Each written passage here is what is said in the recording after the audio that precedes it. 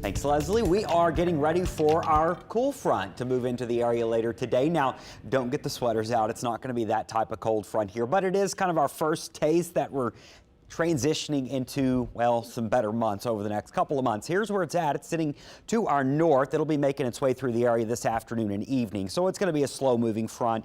You might not really even notice it coming on through, but you will notice it, I think, by tonight as the humidity begins to drop and temperatures drop behind it tonight. Now this afternoon, still going to be plenty warm. It's going to be muggy. It's still muggy this morning, but as we get into the afternoon hours, we'll start to transition some. We'll be in the mid to upper 80s here on the South Shore. North Shore maybe more like the mid 80s, and can't rule out a few storms this afternoon as the front makes its way through. So the timing of the front will be during the afternoon and early evening. Currently sitting just to our north. Notice there's not really cold air behind it. We're in the upper 60s behind it, but it's drier air.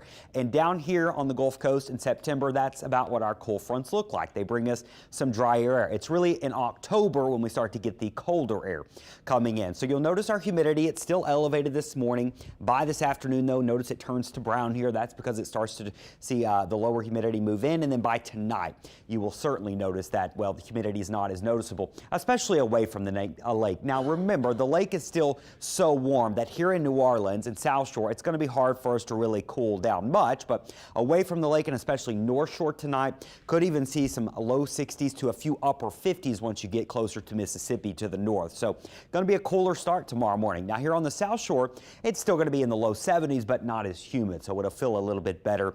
And then once again, the further away you are from the lake, the better it feels.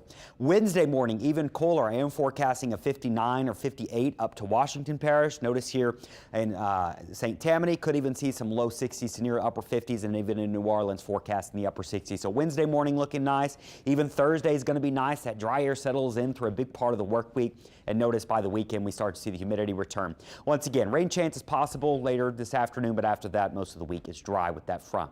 Out in the tropics, just a reminder, we're still in the peak of hurricane season right now. Two tropical waves being watched. This one closer to the Caribbean is going to be making its way towards the west-northwest.